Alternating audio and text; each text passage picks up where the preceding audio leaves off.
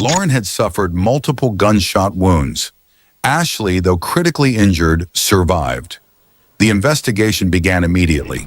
Thank you for watching Why I Killed You TV. Please make sure to like, comment, share, and subscribe to this particular YouTube channel. I would greatly appreciate it. Laura DeWise and Ashley Van Hemert lived together with a third roommate. Audria was her name, Audria Butler. One night someone entered their home and violently attacked them. Lauren was killed during the incident, unfortunately, while Ashley was shot multiple times, but she survived.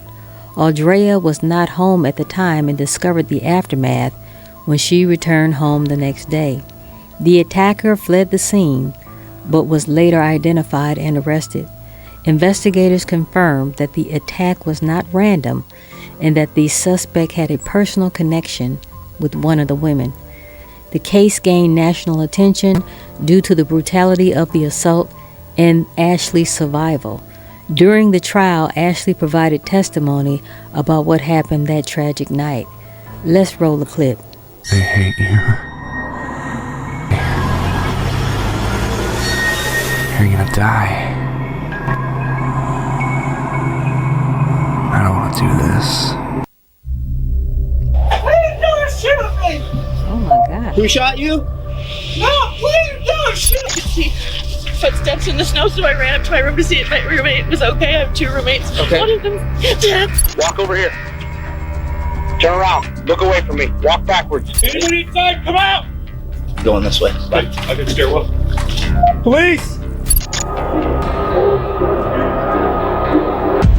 January 7th, 2018, Belgrade, Montana. A quiet morning shattered by a chilling discovery.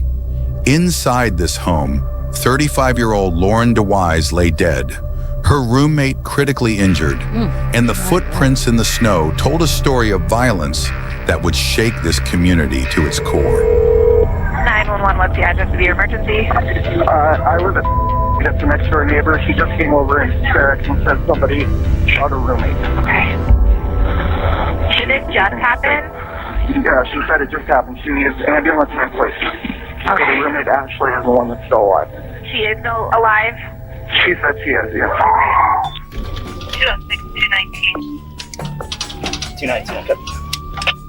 The Belgrade police officer was dispatched to the call of two individuals that have been shot at a residence in Belgrade. She is a female, 30 years old. She is alive. I copy. Her roommate, Audria Butler, returned home to find the back door broken, a harrowing sign of what awaited inside. I didn't see any footprints in the snow leading up here. So, you ready? Yep. Belgrade Police!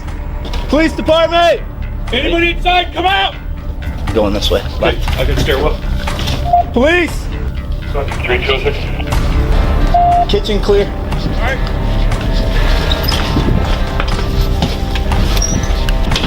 Garage. Okay.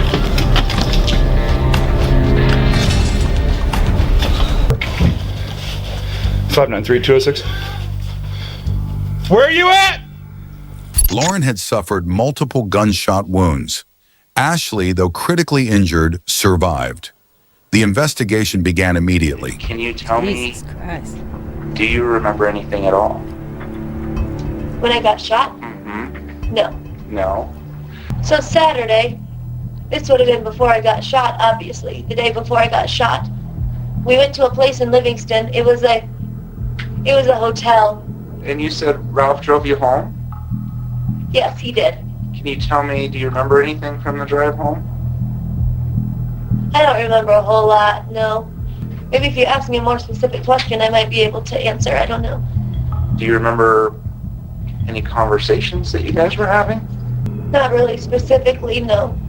Going from when Ralph dropped you off, what's the last thing you remember that night? Really, the last thing I remember is I gave him a kiss goodnight and in the car, and he was like, okay, I'll watch you go and get inside. And I was like, of course you will. So yeah, so then I went inside, I shut the door, That's obviously. yes. And really from there on, I don't Jesus. remember too much. Blood is everywhere. Lauren Walder DeWise was a mother, a professional, and a woman trying to rebuild her life. She's just really a fun, jovial person that you want to be around. She didn't have a mean bone in her body. She was amazing. I mean, she walked in when she was a bubbling personality. She was friendly. She talked to everybody. Sorry? As they pieced together the story, one name emerged as a prime suspect: Joseph Paul DeWise, Lauren's estranged husband. It's always the husband. Okay, open up the door. Keep both hands up. Okay, go ahead and get out. This is not time to stay. Get out. Hands up. Hands up. Walk over here. Turn around. Look away from me. Walk backwards. Keep coming. Keep coming. Stop. Get on the ground. Get on the ground. Do not move. Do you understand me? Take him to the back of my car. All right.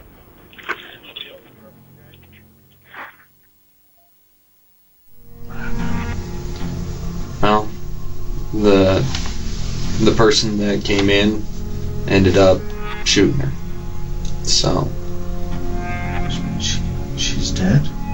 Yeah.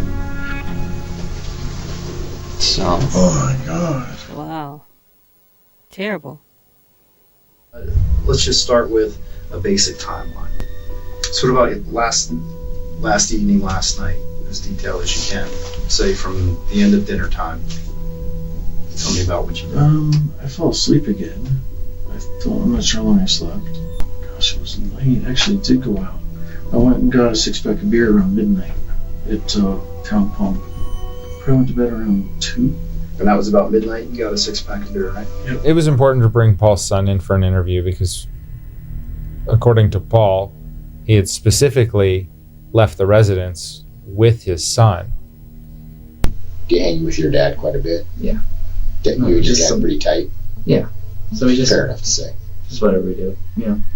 Is it just you and Dad then went on the beer run? Mm-hmm. Okay. We didn't have probable cause to continue to hold him or arrest him. So at that point, we had to release him. We didn't know who the primary victim was, but we did have reason to believe that Ashley's boyfriend, Ralph, may have been the last one to have seen Ashley that night. We've been attempting to break up with each other for several weeks, and pretty much this week we decided together that it was the right thing to do is to not date each other anymore. Did you attempt to kill Ashley? No. Did you attempt to kill her roommate? No. Have you been in that house last night? No. Do you believe me? Why not? Believe me. You gotta ask. Would you be willing to let us dump your phone to retrieve your GPS locations, that kind of stuff off of your phone? Yep. The footprints led investigators to suspect foul play. And the photographs that had been taken of the boot prints of the individuals who had entered the residence. That was a very important detail. It showed that there could have been 2 suspects involved in the homicide and not necessarily one. They also identified that one of the boot prints or one of the shoe prints was considerably smaller than the other one. And knowing the information that Paul and his son had been together that night, had separated from the family and gone on a beer run, it was important at that point to bring the son back in and talk with him further.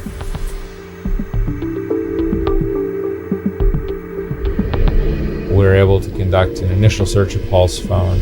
On his phone, we found audio recordings and text messages that really kind of highlighted an abusive relationship between Paul and Lauren. In one recording, he said it 5 times. "I'm going to kill you." Those words became hauntingly prophetic. You've always told me that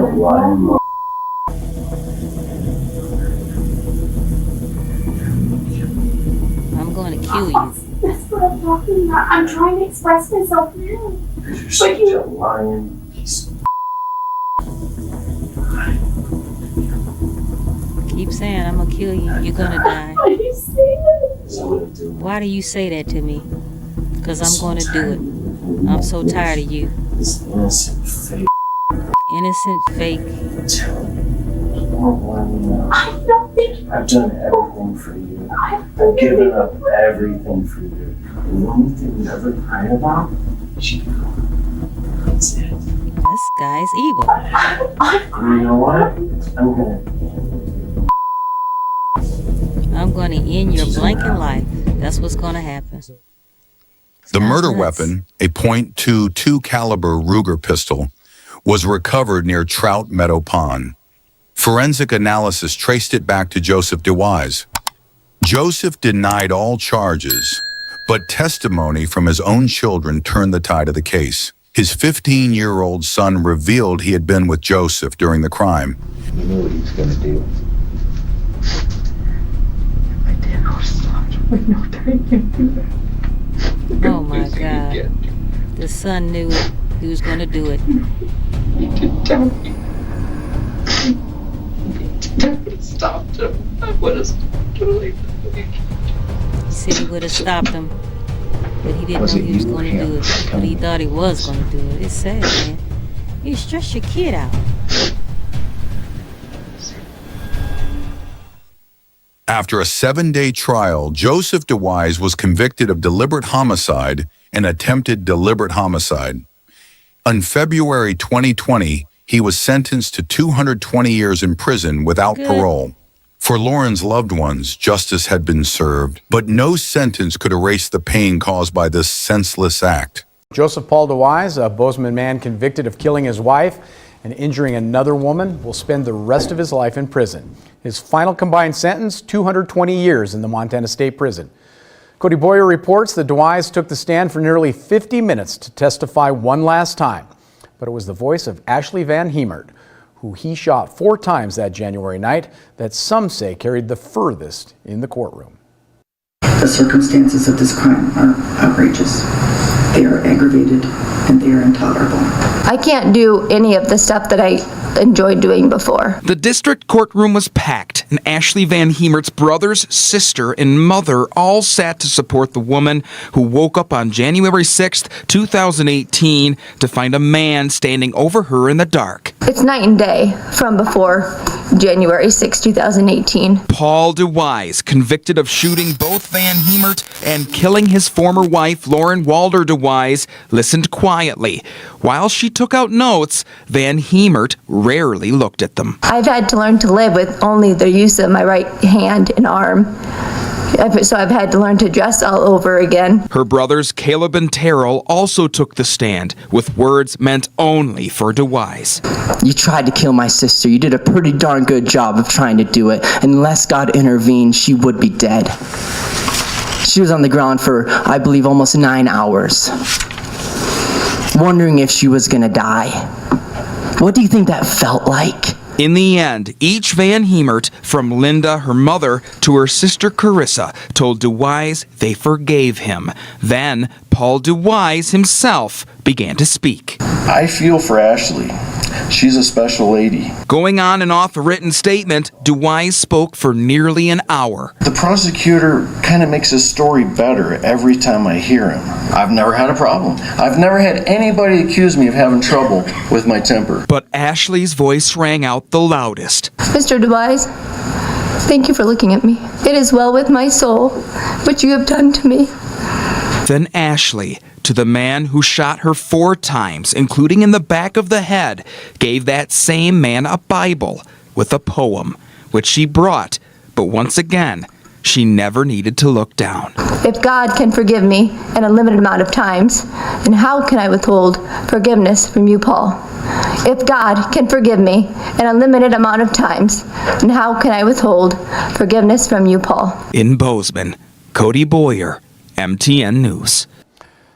Cody tells us before his final sentencing, Ashley Van Hemert told Paul DeWise that she did not want him to die in prison. Instead, when he is deemed as no longer a threat to society, she hoped he would go to a nursing home and there seek faith. They hate you. You're gonna die.